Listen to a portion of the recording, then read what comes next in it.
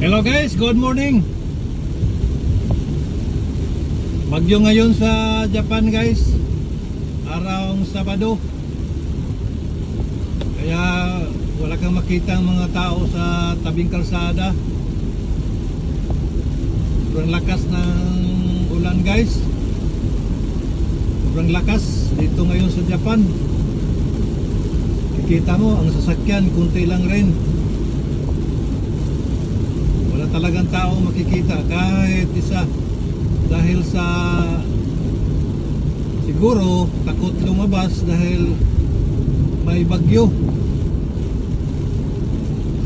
Hindi katulad sa atin na pag may bagyo, umuulan, ang mga bata nagsipagpaligo.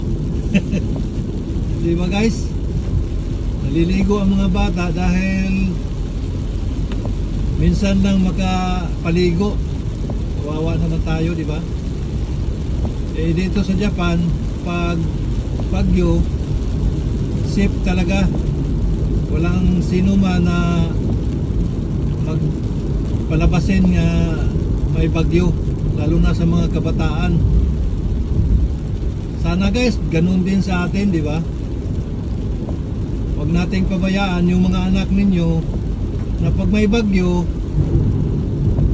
tago nyo, isip ninyo, hindi kayo nandoon lang nakipagdaldalan, nakipaglangkungan. Pero yung mga anak nyo nandoon sa kalsada, naliligo, nasa kanal, pagkatapos pag malunod, anong sasabihin? Tulong, tulong, kawawa yung anak ko, nalunod. Yan ang mga magulang na walang disiplina mismo sa sarili nila. Sarili mismo nila, hindi nila madisiplina. Ganun guys, mabuti dito banda, medyo humina ang ulan at may mga taong lumabas, pero ilan lang din. Dalawa lang yan tumawid. Sana hindi na lumakas pa tong ulan, kasi ngayon dito alas 6:34 ng umaga. Sana maano kagad tong huwag sanang mangyaring bagyo na mayroong mga madamage. Ito guys, kunti lang talaga sasakyan guys, dahil sa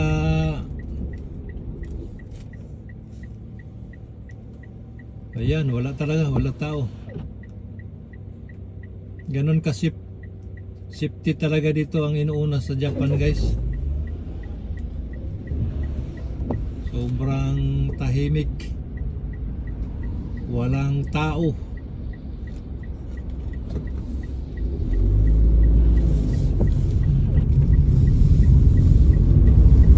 Kumusta na pala kayo dyan guys sa Pilipinas? Parang nakita ko yung may lumabas sa Facebook ko, sa wall ko, na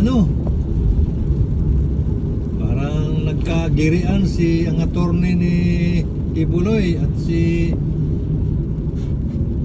kabayan Noli de Castro, na sinasabi nung abogado na mahina ang kaso. Ay ganun pala guys, kahit ganun pala sa Pilipinas guys, pag mahina ang kaso nagtatago.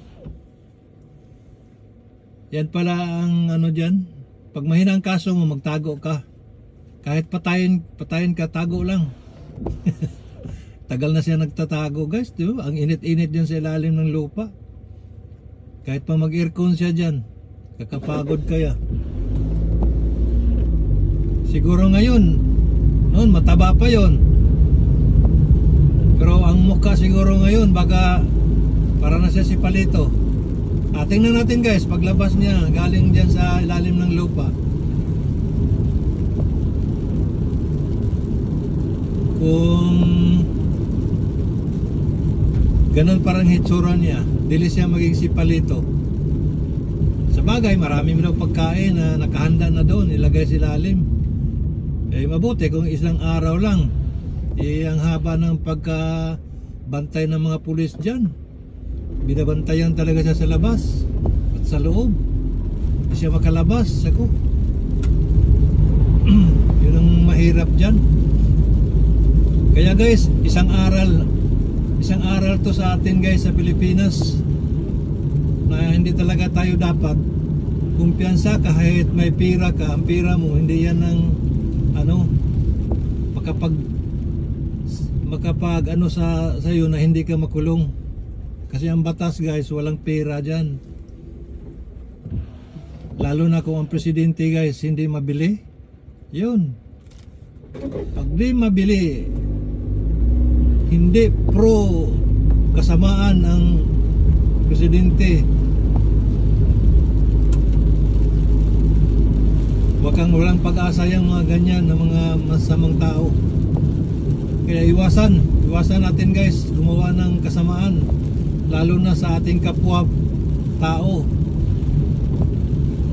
Kasi ang batas guys, kakampi yan sa mga inaapi, hindi yan kakampi sa mga masasama.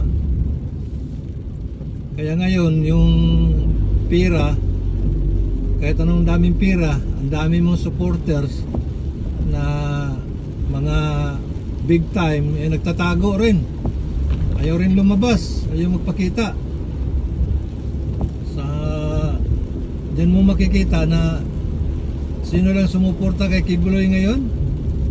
Yung mga mahihirap nandoon, yung mga alipores niya na mga mahihirap na nabudol, yun lang nandoon rin, nakikibaka. Ang problema wala na kayamanan ni Kibuloy, inano na ng gobyerno. Nako, hirap niyan. Okay guys, mahina man kaya ang kaso ni Kibuloy. Ba't takot siya sa Amerika? Takot siya sa Amerika kasi wala siya doong digong nyo na tutulong. Hindi makatulong si Digong diyan guys, kasi si Digong rin marami rin kasong harapin. Pareha sila, siya sa Amerika, si Digong sa ICC. Ganun lang guys, kaya isip-isip.